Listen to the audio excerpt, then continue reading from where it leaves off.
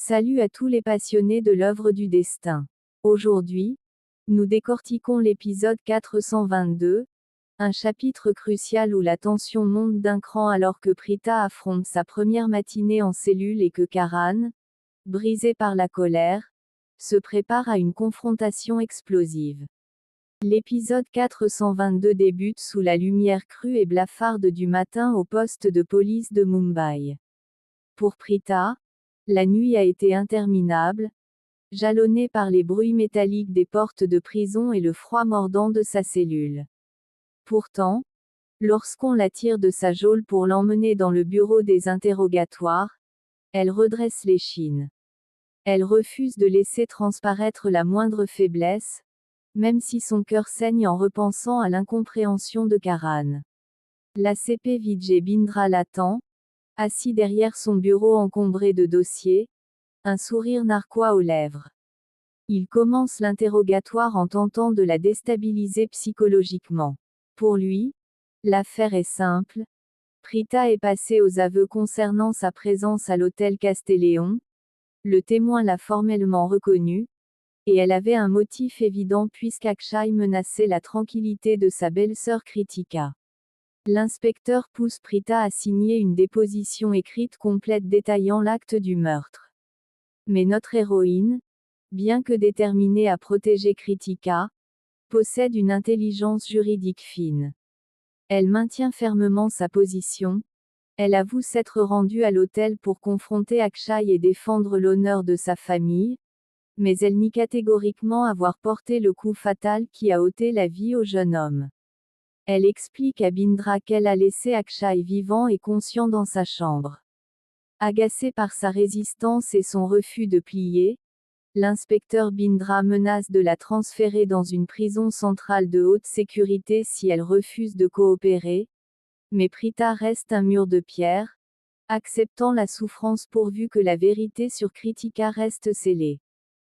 Au même moment, au domaine des Luthra, la lumière du jour pénètre dans la chambre dévastée de Karan. Ce dernier se réveille avec une immense lourdeur, tant physique qu'émotionnelle, accentuée par l'alcool qu'il a consommé la veille pour noyer son chagrin. En ouvrant les yeux, il s'attend à voir le visage de sa femme, mais la réalité le rattrape comme un coup de poing. Prita est en prison. C'est alors qu'il s'aperçoit que Mahira est toujours là, assise au chevet de son lit, feignant de s'être endormie sur une chaise en veillant sur lui toute la nuit. Mahira s'éveille opportunément et affiche un visage fatigué mais empreint d'une dévotion totale. Elle s'empresse de lui apporter un verre d'eau et des médicaments pour son mal de tête, adoptant des gestes d'une douceur calculée. Karan, encore embrumé, la remercie faiblement. Mahira en profite pour enfoncer le clou de sa manipulation psychologique. Elle lui dit, les larmes aux yeux, qu'elle n'a pas pu se résoudre à le laisser seul dans un tel état de détresse alors que la personne qui aurait dû être à ses côtés, Prita, a préféré agir dans son coin, commettre un crime et lui mentir ouvertement. Elle murmure à Karan que le silence de Prita est la preuve ultime qu'elle ne l'aime pas assez pour lui faire confiance. Chaque mot de Mahira agit comme un poison lent dans l'esprit de Karan. Blessé dans son ego et brisé par le chagrin, il commence à se demander si Mahira n'a pas raison. Bien qu'une partie de lui réclame la présence de sa femme, la colère prend le dessus. Mahira savoure son triomphe silencieux. Elle est parvenue à passer la nuit dans sa chambre et à instiller le doute définitif dans le cœur du champion de cricket. Pendant ce temps, dans le grand salon du domaine, l'atmosphère est électrique. Rishabh est attablé avec son avocat principal, Maître Malhotra, et plusieurs assistants juridiques. Ils examinent minutieusement les failles du rapport préliminaire de la police. Prithvi, qui tentait de traverser discrètement la pièce pour rejoindre Sherline, est interpellé par Rishabh.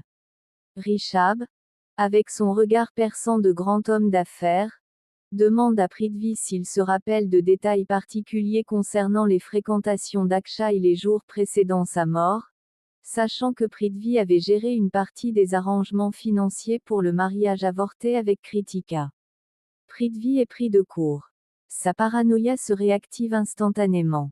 Il commence à bégayer légèrement, affirmant qu'il n'avait aucun lien étroit avec ce criminel et qu'il est tout aussi choqué que le reste de la famille par l'implication présumée de Prita.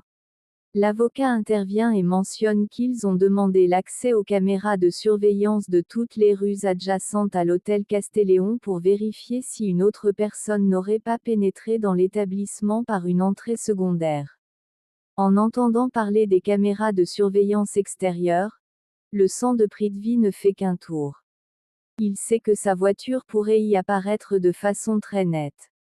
Feignant un appel urgent, il s'isole précipitamment sur la terrasse, le cœur battant à tout rompre, réalisant que la contre-offensive de Rishabh représente un danger de mort pour lui.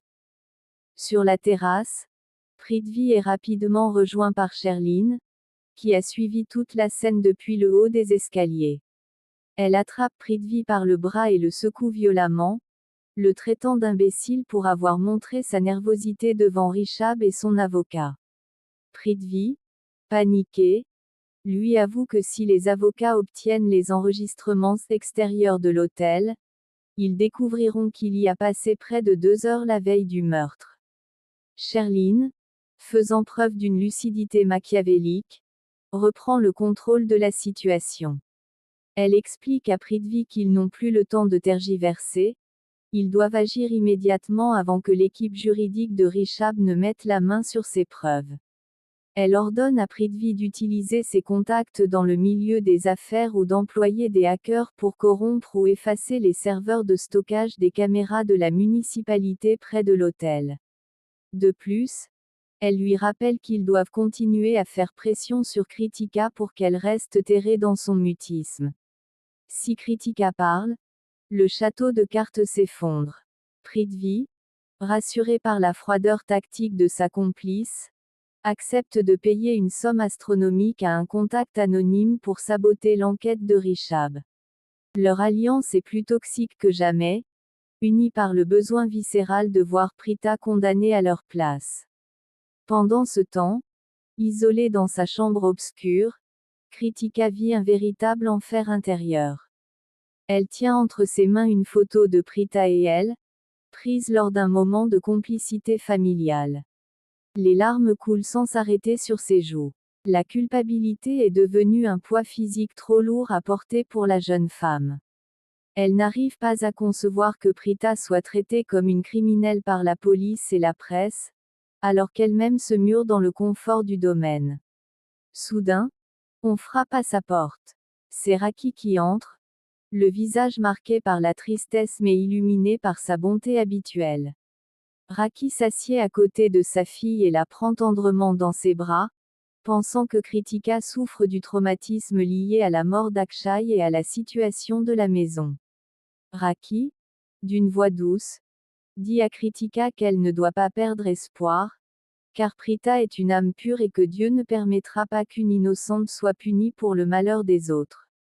Elle ajoute qu'elle est convaincue que Prita s'est sacrifiée pour protéger l'un d'entre eux, car c'est dans sa nature profonde de porter le fardeau de ceux qu'elle aime.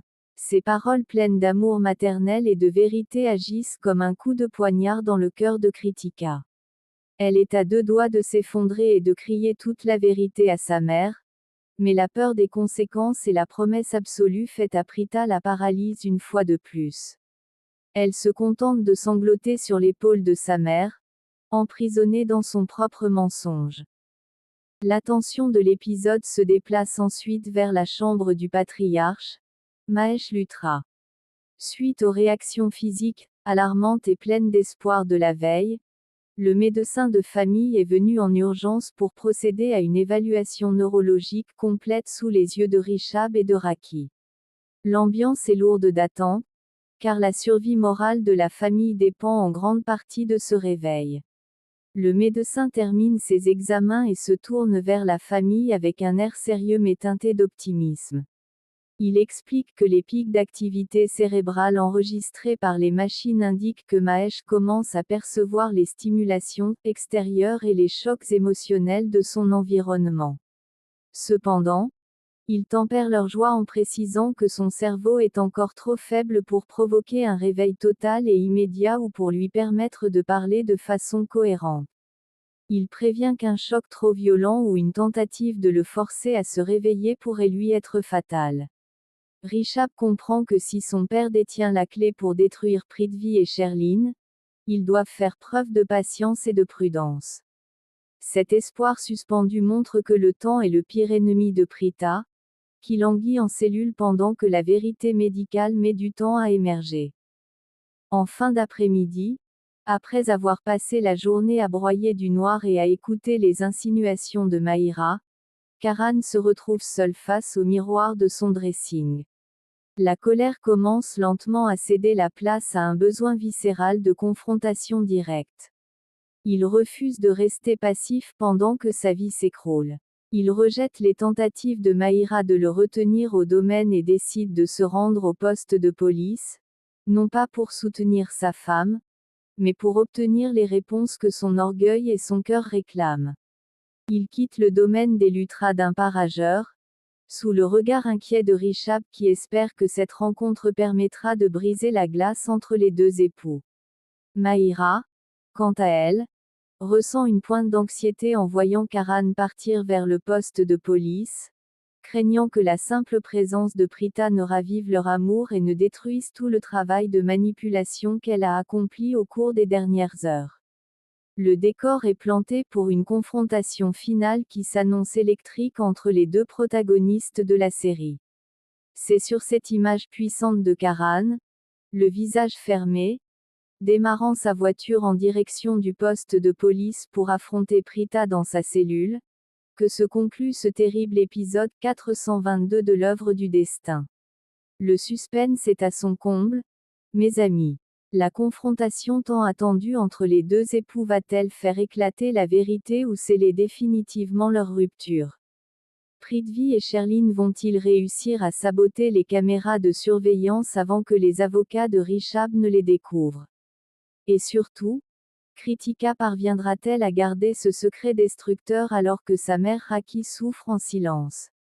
La suite de l'intrigue s'annonce totalement explosive et riche en larmes. Partagez toutes vos théories et vos impressions dans la zone des commentaires.